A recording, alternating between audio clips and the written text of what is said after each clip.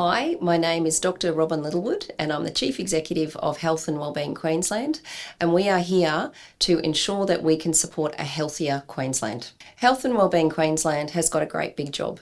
So we've got to reduce obesity rates, and then we've got to reduce chronic disease rates as well, especially for those who need it the most.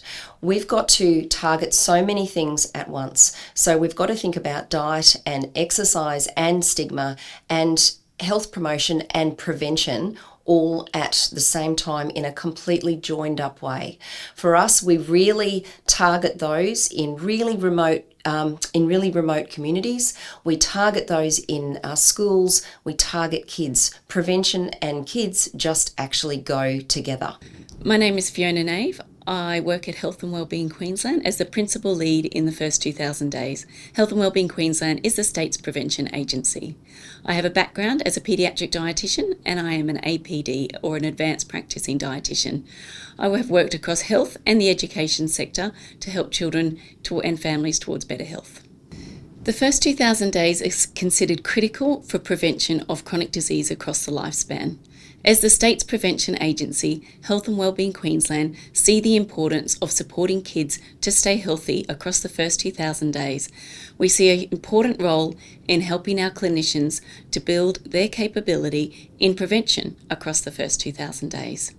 With a specific focus on that first 5 years, our new podcast series aims to upskill and empower health clinicians to have routine conversations around ways to improve modifiable health behaviours. The podcast series is hosted by Queensland GP Dr. Sam Manger. In each episode, he has 2 guests to make it in a conversational manner. Each episode focuses on critical time points across the life course where positive behaviour change conversations can truly create generational health outcomes. Podcasts are extremely helpful for the busy clinician, but particularly in this area where we really need to upskill the knowledge of other clinicians. And I can say that the podcasts are excellent because I've actually been a consumer of similar Queensland Health education series. And as a consumer of those education series, they've been fantastic. I've liked them because they have been delivered by experts, but experts who are clinicians, where they actually have those practical tips and tricks that are so important for me. When I'm overwhelmed by educational material, I want something that really is going to be changing my practice within the next day. And I certainly found that the Queensland Health previous education series that I've been a consumer of have really hit the nail on the head there. 50% of Australians are falling pregnant unplanned. It's not only a healthy egg that's needed at this time, but men's health habits affect quality and motility of their sperm. What your family history is, what is your genetic risk? I like the 3 A's. It's accessible, it's affordable, and it's asynchronous. You can tap into it at any time and get evidence-based information. Put it on 1.25 time if you're time poor, and when you're commuting or when you're exercising or cooking dinner, you can listen to it and learn and kill 2 birds with 1 stone. Well, particularly with me being based in Brisbane, what I'm really noticing is that clinicians are understanding the greater impact of pre-pregnancy lifestyle intervention, as well as understanding that these interventions go through the spectrum of not just pregnancy and postnatal care, but into that 2,000 days of the infant's growth and development. So the spectrum of intervention is actually expanding, both before what we traditionally would have been doing from an intervention, but also after. Clinicians are really important to our work, and those like Dr. Terri-Lynne South, someone who is a dietitian and then a doctor as well. When I meet her, I know that she absolutely understands the work deeply. For me to sit and listen to her, I learn so much myself, and I just love the fact that we've got this for anybody at any point to sit and learn from as well.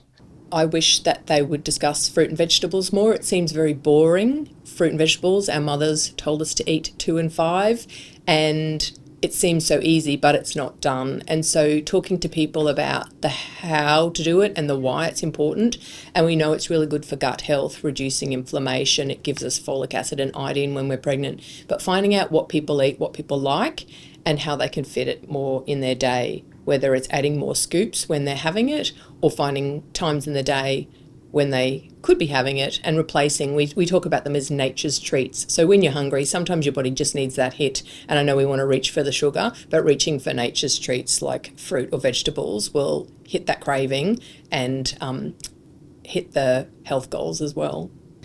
We have 9 episodes in our Clinician's Guide to the First 2,000 Days. Our very first episode focuses on preconception care. Our episode 2 and 3 focus on antenatal care, with one focusing on the medical care and the second one focusing on the physical health of mum during pregnancy. Our episode 4 and 5 look at that 4th trimester, with one of the episodes looking at mum's health, her physical health and her mental health, and the other episode focusing on the infant's health in terms of growth, feeding, sleeping and development. As we go into our episodes 6, 7, 8 and 9, we start to look at as the toddler grows. So episode 6 is titled Thriving as a New Mum, to consider all those implications of having an active toddler as they might be juggling their physical health, going back to work, and even the concepts of another child. Our episodes 7, 8 and 9 are firmly embedded in the toddler's health, in looking at how they're growing, their developmental milestones, including speech and oral health, and how we engage our professionals like child health nurses in that space. GP clinicians who are listening to the podcast should be reminded that we can claim our CPD points through the online CPD app. It doesn't have to be associated with the RACGP, but this is definitely quality CPD in regards to the EA, Educational Activities Subclassification. For us, if we can get these messages out there, whether it's in the state of Queensland or absolutely anywhere across the country, I feel like we can then share the learnings. The only way that we can make a difference to chronic disease rates is together. So there's no borders ever with that. For us to think about the way that we can work across the states and bringing them together is the only way that we can make a difference.